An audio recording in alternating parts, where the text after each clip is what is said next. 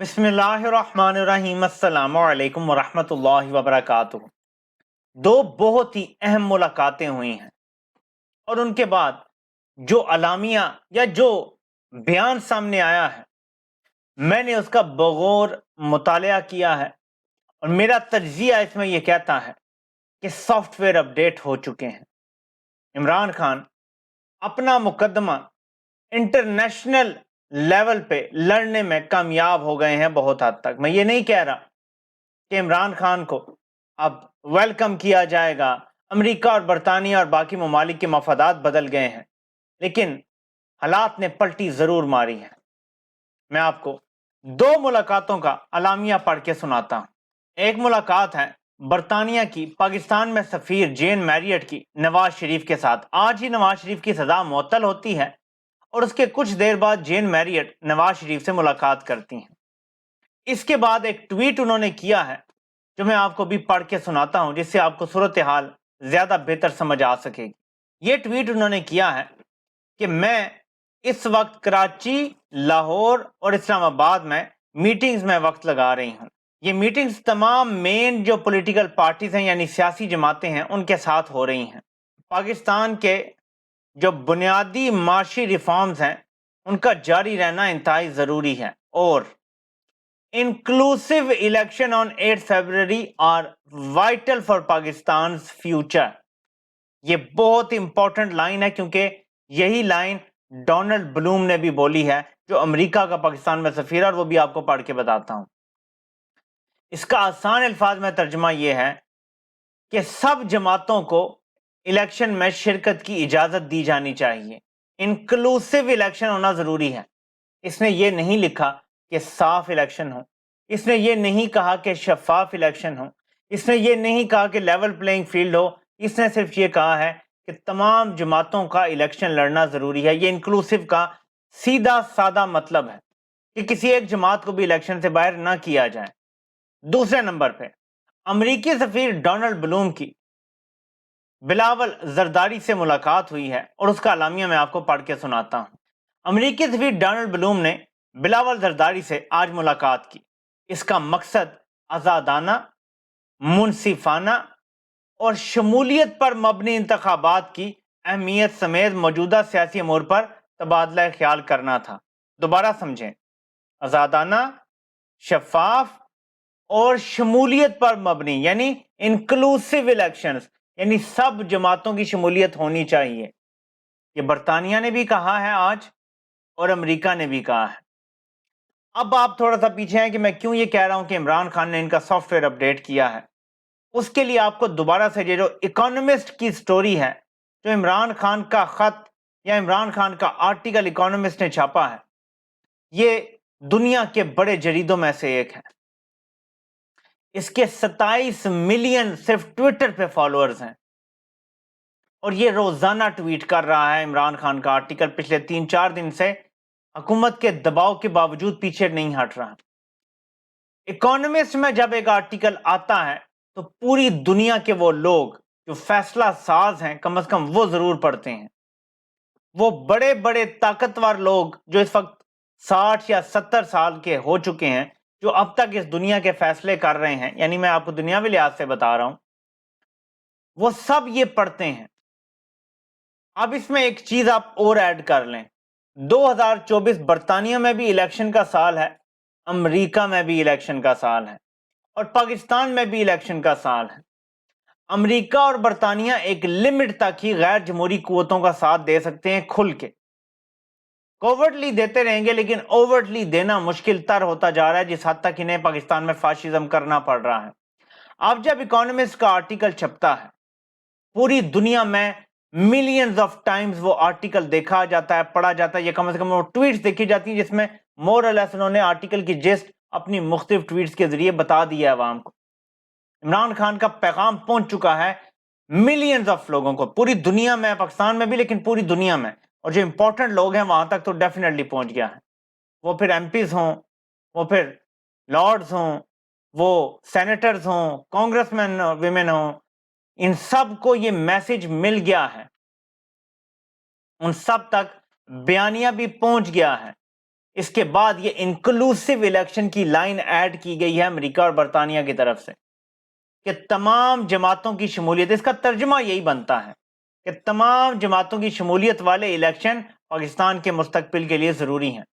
اسے کہتے ہیں سافٹ ویئر اپڈیٹ کرنا، اور وہ بھی عالمی طاقتوں کا سافٹ ویئر اپڈیٹ کرنا، اور وہ بھی اڈیالہ جیل سے بیٹھ کے۔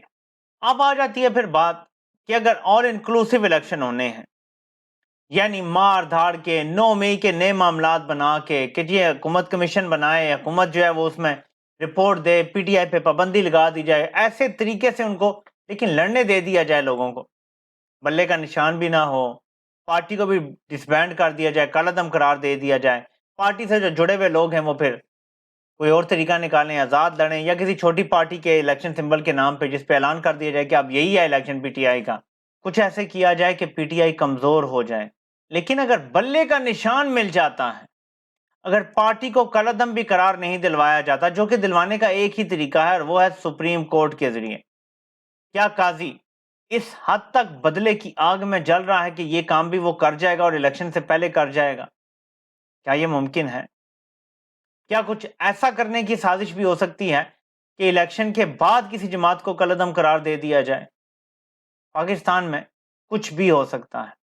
جیسے سینٹ کے الیکشن کے بعد نواز شریف کی نااہلی کی بنیاد پہ نون لیگ کے تمام سینیٹرز کو آزاد قرار دے دیا گیا تھا، بالکل اسی طرح تحریک انصاف کے لوگ اگر جیت بھی جاتے ہیں کسی ایک چھتری کے نیچے تو کوئی اور طریقہ نکال لیا جائے گا کہ یہ آزاد ڈکلیئر ہو جائیں۔ اسی چیز سے بچنے کے لیے عمران خان نے پارٹی کی چیئرمین شپ خود چھوڑ دی تھی، بیرسٹر گور کو پارٹی کا چیئرمین نامزد کر دیا تھا تاکہ کم از کم یہ نہ ہو سکے کہ ہم تمام پلسرات کے اوپر سے گزر کے، آگ کے دریا کے اوپر سے گزر کے الیکشن جیت بھی جائیں تو اچانک سے نااہلی کو بنیاد بنا کے تمام کینڈیڈیٹ کو آزاد کر دیا جائے۔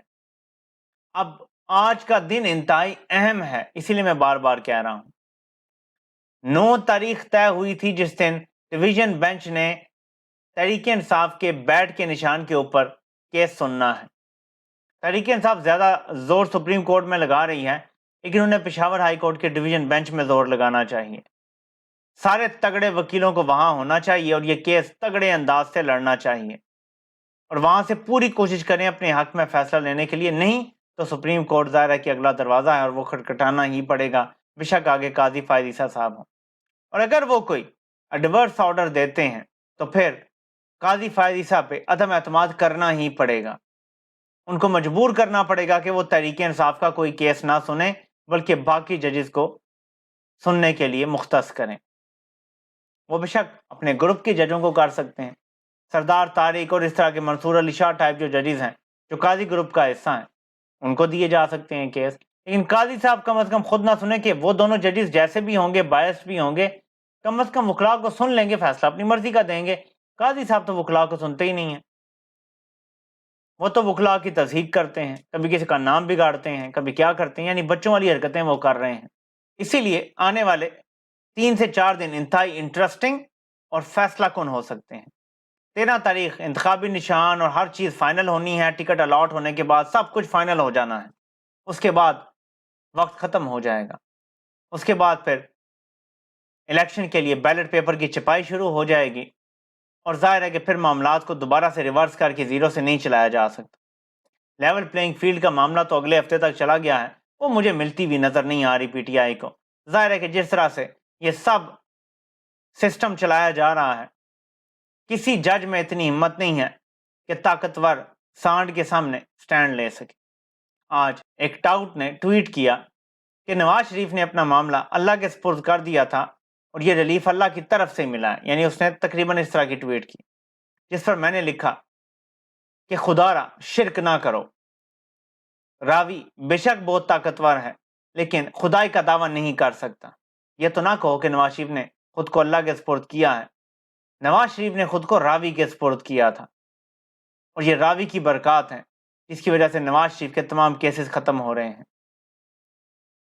افسوس یہ نہیں ہے کہ تاحیات نااہلی ختم کر دی گئی ہے، افسوس یہ ہے کہ ایک ڈیل کے تحت یہ سب کچھ کیا گیا ہے۔